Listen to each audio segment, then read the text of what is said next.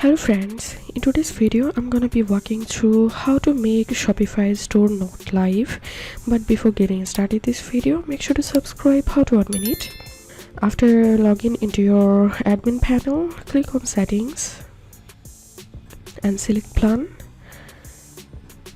and here you will find this deactivate option. So to make your store not live, click on deactivate, and here you can see the option deactivate store. So click here, and before you go, review the steps to take before closing your store. You can read this article and select the reason why you're closing your store, and now click on continue and enter your Shopify account password here, and then click on deactivate now. So this was how we can make our Shopify store not live. If you have any questions, feel free to post in description. If you think to see more WordPress videos, please check the links in descriptions. If this video helped you, give a thumbs up and please consider subscribe how to admin it. Thank you for watching.